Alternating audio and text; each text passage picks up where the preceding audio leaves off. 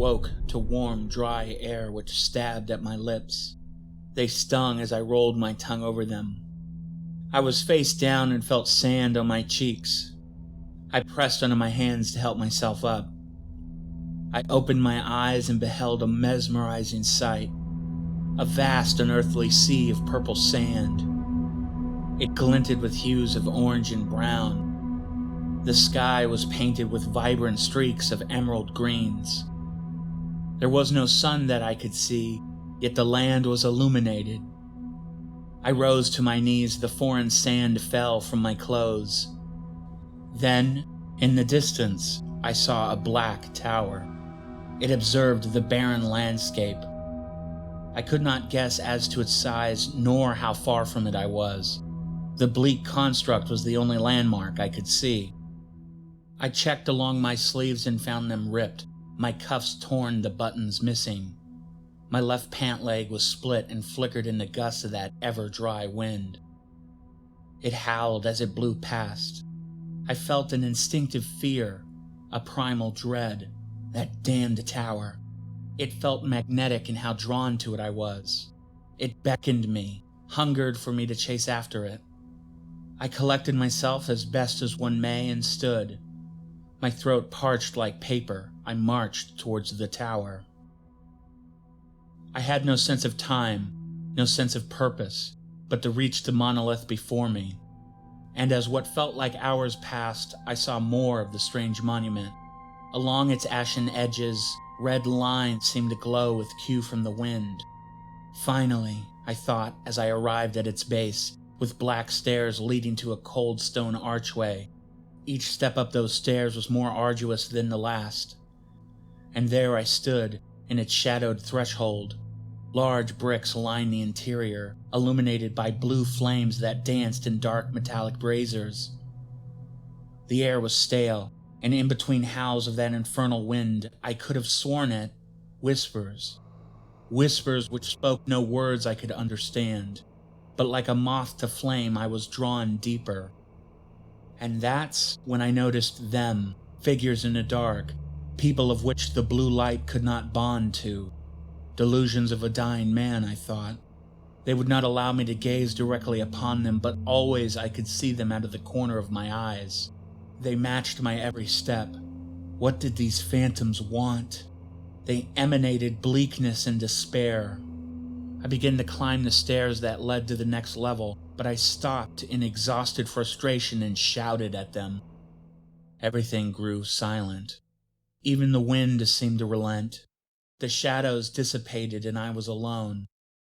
The hair on my arms and neck stood, and I felt as if I had made a horrible mistake. Even the blue flames appeared more still. I cursed as I tried to collect my stamina. I arrived at a massive round chamber, and by grace I could not explain the sight. But a large bronze pillar with a glowing blue spear greeted me. It gave off a pulsing light which seemed to mimic my breathing. It, I knew without knowing, was what had drawn me here. I paused and watched the waves of its azure energy pulsing, pushing, and pulling like currents of the sea. It wove into itself endlessly. My heart steadied and the pulsing grew fainter. It clearly was reacting to me. I took one step towards it, and it cast a mist of particles. One more step and another burst of life from the orb. Closer and closer I went. I stood now not more than arm's length away. As fearful as I was, I could not resist its beauty. Its marbled waves of blue spun in elegant dance. I could not understand it, but it spoke to me. It was a faint murmur like a thought I could not remember. I could hear it, but not comprehend it. I do not know how, but now my hand rested upon the spear. A surge of its current wrapped around me and a blinding light flashed. Submerged in darkness. I could hear nothing. All I could feel was a cold, calm air, a heartless void. A pulse of light irradiated from far away, not unlike the ripples from a pebble thrown into a lake. They passed by me, revealing liquid up to my ankles. I bent to examine it, but another pulse interrupted me. This time it was larger and slower. and in its bending light I saw what looked like a field of tall green grass and bright blue sky. A third pulse, even more intense than the others, rushed towards me. It seemed as if it was manifesting a different reality. It exploded out, and now I stood amongst the tall blades of that green grass. The warm air was so refreshing, the sun felt so good on my skin. I gazed around, and it struck me. I knew this field. This was my field, the farmland my family owned before we moved to the city when I was a child. I saw the tree I used to eat lunch under, and I twisted towards where the farmhouse was. The 2-story house was dilapidated. It looked like it had been through 1,000 seasons of neglect. I felt as though the spear was mocking me, as if this was some kind of stupid game. I gritted my teeth and balled my fists. I looked into the sky and yelled out to the orb, but there was no answer. Everything remained as it had been. I walked to my old house, and upon reaching the porch, I stepped onto the wood stairs. They buckled and broke. I grabbed a rail to hoist myself up, but the moment I applied weight, it snapped. I turned and sat upon the porch and twisted myself up onto it. The front door was laying inside the house. The windows on either side had been smashed. The door frame was damaged, as if it had been bashed in. Dirt dust covered every inch. I entered and saw that I had kicked something on the floor. I leaned over. It was a spent shotgun shell. And as I looked upon it, I noticed more. They were all over. Easily 100 rested in that thick dust. The decayed furniture in the living room, I did not recognize it. I saw a broken picture that had fallen from the wall. I brushed off the dust, cutting my finger in the process. It was a family portrait, though of whose family I could not be sure. I put it gently back down and turned my head to the left, where the doorway into the kitchen was. I saw a body, long dead, just rags of rotted clothes and bones. Perplexed at what I was witnessing, I approached hesitantly. The man, at least based on his size and what was left of his clothes, had a rusted shotgun resting under his arms. I stepped past him and saw another tragic sight. In the back corner, more bodies and rags huddled together. He must have died protecting them. Something horrific happened here.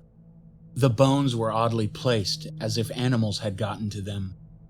I looked back and realized the man's head was missing. His jacket was balled up where I thought his head would have been. There were deep cuts in the wood of the walls of the kitchen. A gust of wind blew the curtains above the sink and kicked up a cloud of dust. Strange, as the wind did not normally blow in that direction at this time of day. I looked out and saw dark clouds approaching from the west. I went upstairs to my former bedroom to get a better look at the storm. The doorknob was jammed, but a polite nudge was all it took to open. My God, I thought as the storm leered at me. I had never seen clouds so black. Thunder shook loose more dust. My old bedroom had been used by a young girl. Her flower-patterned bedspread still clung to life, though its print had been severely faded, and what appeared to be white fabric now yellowed and brown. I saw a teddy bear by her pillow, it too coated in that relentless dust. I took it, my hands caked by the dirt. I gently shook the dust off. The bear's shirt had the name Amy sewn in thick pink or faded red yarn. I pondered for a moment if Amy was the bear's name or the girl whom it belonged. I suddenly felt a shiver, the realization that I was tampering with a grave. I put the bear back where it rested. At least in some way, maybe I had preserved it for a little longer. I looked back at the storm. It was getting so close. The clouds moved and shifted like they were liquid. Then it struck me. The storm reminded me of the swirling currents of the spear. A sudden burst of wind crashed into the house, blowing shards of glass from the window around me. Dust blasted up as a teddy bear was yanked from the bed and flew off into a desk near the door. A pain erupted from my arm. A shard of glass. I pulled it out and yelped. The wind roared, just like the purple desert, but now with a ferocious growl. The same faint whispers, now screams of agony. A terrible symphony. Hell itself manifest upon me. I was plunged into the storm's bitter black. No sunlight could pierce its veil. The wind ripped at the house, cleaving debris which rocketed across, breaking more chunks off the building. The wall next to me blew apart, and the wall across from that did too. Terror entered my heart as I thought about the house collapsing on me. I tried to shield my face from the onslaught. I could feel my flesh being impaled by tiny splinters and fragments of the old house. I turned my back to the storm and tried to make my way to the first floor. I found some reprieve as the stairs and the walls around them held firm, which protected me. I was trapped, drowning in the endless maelstrom of dirt and rubble. I listened to the horrible sound of the house breaking bit by bit. After what felt like an eternity, the storm passed. Light started to shine through what was left of the ceiling on the second floor. The wood of the house whined, and I knew I had to vacate before it all caved in. I rushed outside and looked to the east where the storm rolled through. Most of the grass was ripped from the ground and the trees uprooted. I turned back just in time to see the second floor smash down atop the first, and the first gave way into a blast of dust which nearly knocked me back. I saw blood had run down my shirt, likely from the many wounds on my face and neck. My throat even more dry now than before. I hacked a dry cough as my lungs quivered. I heard a grunt and jumped. I saw before me a monstrosity of flesh only feet away. A creature human only in shape reached out for me, its eyes black, its skin rotten clumps of greens and grays. A mouth covered in what appeared to be dried black and tarred blood. Its mouth a gape wider than any person's could be, from which a black vomit-like liquid oozed uncontrolled. I rushed away, but the now ruined farmhouse blocked any path of easy escape. I climbed onto the rubble. The creature shuffled at me, making a grotesque squishing sound with its every motion. It gurgled at me as if trying to communicate, but the black vomit made this impossible. It struggled to hold up its head as it shambled closer and closer. And though its eyes were alien and black, the expression was of pure torment. In a panic, I searched for a weapon and found a piece of broken and rusted pipe. The monster drew so close. There was no real way for me to climb further into the rubble without risk of getting trapped. It took one more step and I swung the pipe into its head. It smashed and made a loud crack as what could only be bone broke. Horrified, I watched the creature melt away into a mass of molten flesh. A huge puddle of the black liquid formed as it poured out like a cut balloon filled with paint. I looked at the pipe, it too covered in the black goo. I dropped it in disgust. My breathing shallow and wild. The sky grew dark. It pulsated, an inversion of before. A pulsing darkness which blotted away the world. One after another, each wave growing in intensity. Each time more of the world disappeared. And I felt that cold, calm air. The void. I was so dazed that I had forgotten about the spear, that wicked orb which pulled me to this realm of horrors. The spear glimmered before me. I heard its voice again, a deep bellow from within my bones, but this time a new sensation. I can't comprehend its words, but I could, in some way, feel them. Its emotion. If a spear could have emotion. I felt sadness, loss, grief, and the more I could feel, the more I felt empathy for it. A sharp pain shot through my spine, and I saw flashes of an alien world. Green emerald skies and lush orange, blue, and gray vegetation grew from black rock, as a river of sapphire led down to a purple sand beach. I saw structures, the habitation of a strange civilization. Ornate black masonry with gold and red inlays, windows which looked like gems. Tall beings of pale gray skin and lanky humanoid features walked around peacefully. Each wore identical uniforms of off-white, but with differing large bars of color which extended from their necks to their groins. Reds, blues, greens, oranges, pinks, yellows, and teals were some that I saw in that brief glimpse of their society. Just as I thought I was beginning to understand, I felt a sudden shift in tone. Fear, anger, and pain stabbed at me. More flashes. I saw the same beings looking into the sky, seeing the same storm I saw. Terror spread like a rabid disease through them as they were plunged into the same darkness I had been. They used glowing crystals as lights and tried to hold back the abyss, but the abyss was alive. One by one they were torn asunder, their arms and legs ripped away by invisible forces as their blue blood splattered against stone. More flashes. I see a pile of their corpses glued together by the black fluid. Reanimated, it shambled to life and attacked what appeared to be a young child cowering in fear next to their dead parents. Its life snuffed out by the vile flesh tendrils that smothered it. The pain stopped. I could feel no other sensation save the grief of their lost world to this wandering horror, this madness whose hunger could never be sated, an entity of evil and consumption. I touched my face and noticed I was crying. It stung my wounds, but as I thought of it, a calming numbness rolled over me. And before I could even take a moment to process all I had seen, another vision washed over me. It was Earth, and something passed before the sun, a mass which blocked its light. I fell to the floor next to the spear and everything grew hazy. I heard a woman's voice calling to me. The voice kept repeating my name. I had almost forgotten it. Time seemed to slow. Everything faded. This confused, dreamlike fog overwhelmed me. I heard myself mumble, but no words did I speak. The tangible and intangible were woven together, and neither could I comprehend.